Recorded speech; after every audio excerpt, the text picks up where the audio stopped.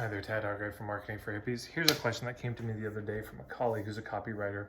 It's a question she got from her clients of how do you make your sales page different if you're using a template? Because, and this is a larger question beyond just sales pages, sometimes there are kind of templates, there are formulas that people use, but then wait, how do I be authentic and genuine if I'm using a formula? How do I write an authentic sales letter when I'm using a step 1, step 2, step 3, step 4, and haven't people seen all of those templates, and doesn't it kind of become all one thing and predictable in the end? So it's a good question. And before I go into it, if you want to get more videos from me, please subscribe. Hit the little red button and then the bell icon. It'll tell you when I got new videos coming up. You can check me out, marketingforhippies.com. I'm on Facebook, Instagram a little bit. And yeah, so feel free to check me out there. But this is a big question. It is, of course, much broader than sales letters. And for so many of us, we want to be genuine. We want to be sincere. We want to be, honest, authentic. And it's, how does that jive with formulas? Well, I'm not against formulas. There is a reason for it. And there's the old thing, creation begins with imitation. If you want to write a really good sales letter, well, those are the template that's the training wheels. And you have to learn how to write it that way before you learn the rules before you break the rules. Yeah, the greatest musicians in the world, the greatest artists in the world, they put in their time learning the basics, and then they could change it and pivot it and twist it because you know what you're doing. And you know why you can skip that step in this moment, whereas in another moment you wouldn't want to. So there's that. There's a level of art to writing a sales letter, but what does the art begin with? It begins with formulas. It begins with, step 1, 2, 3, 4, 5, and all that. But here's the other reason until this person said it, it had never really crossed my mind. First of all, I don't know if people read a ton of sales letters in their life. Number 2, it's being read by a different group. But you say, no, you don't understand, Ted. I'm marketing to the same group that everyone else is, and about the same kind of thing, and all of our sales letters. Well, here's where they're all going to look the same. Again, I think it's Jeffrey Davis's name has this idea of problem, premise, promise. Well, yeah, you might be offering to solve the same problem as a lot of other people. Sure. You might even be offering a similar type of package, or at least it looks the same. It's another coaching package, basically the same, pretty much similar core elements to it. So at those two levels, you could say, well, see, it's not that different, but the premise is probably different. I feel like a broken record around this point of view thing. I've written a book called Point of View Marketing, which I recommend checking out. There's tons of videos about point of view marketing on YouTube.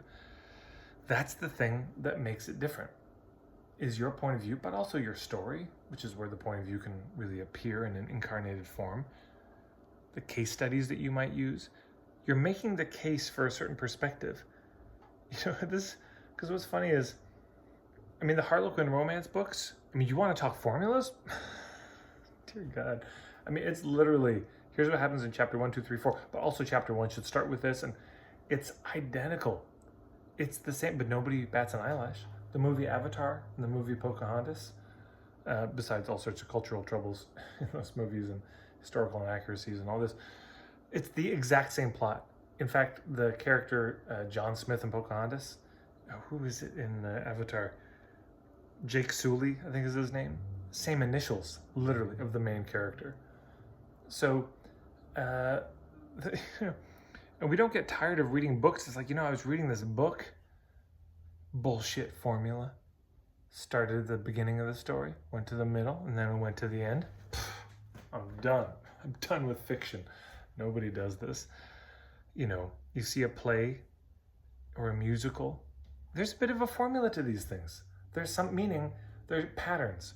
There's certain things that are recognizable in them. I went to see Wicked in the West End in London. Oh man, so good. There's the song I Can Fly or something. Hits right before the first intermission. Oh man, I was jumping on my feet. But you better believe that's what they go for in musicals. Hit them with something real good right before the intermission, so they're going to want to come back. So that's a formula. But should we get rid of it? This idea that formulas are all bad and we should never use a formula and everything should be improvised every time, and made up on the spot. I suppose I could say this.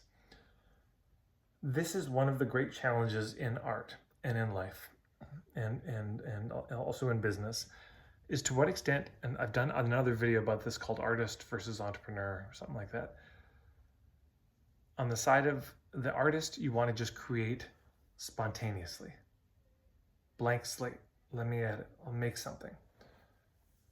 Whereas the entrepreneur tends to be more of a technician and wants to have the mechanical steps. And the mechanical steps works, but they're not that inspiring. The art, well, it's inspiring, but it doesn't always work. So this is a constant tension.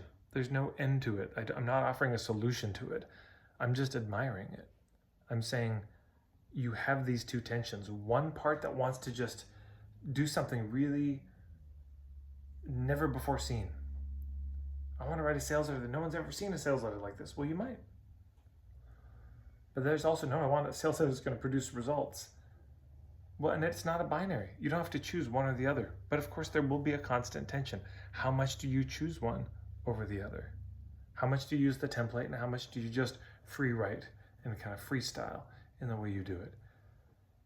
Well, if you want more guaranteed results, you're probably going to go with the template. That's the short term. But also, it's nothing about that's going to stand out. If you really do the cookie cutter thing, sure. If you follow it letter for letter, people read it and it's like they can't hear your voice in it. There's nothing, no personality, no vibe that comes across. But if you do the completely made up thing, well, plenty of vibe is there. Plenty of personality is there. And it may be confusing as hell as to what you're talking about. I mean, I've had this. I wrote a blog post years ago called Stop Wasting People's Time. If you go to marketingforhippies.com, search it, you can probably find it. And that's what really struck me, was so many people would reach out to me with these really nebulous, vague asks. Hey, I've got this project, and they'd sort of explain it, and I couldn't understand what the project was, and it was so frustrating for me. It's just maddening. Like, why are you wasting my time? Making me work to understand what the hell you're talking about. So, cranky old man Hargrave here. But I think it's true for most people. Most people no one wants their time wasted. And that's what can happen when you free write. Because you miss certain things. You don't translate it in the way things need to be translated in a sales letter. So, yeah, these are my thoughts. Hopefully it's helpful. Clearly, this one was not scripted, but I hope it worked. So again, if you like this video, please share it with your friends. Subscribe if you want to. Thanks so much for watching.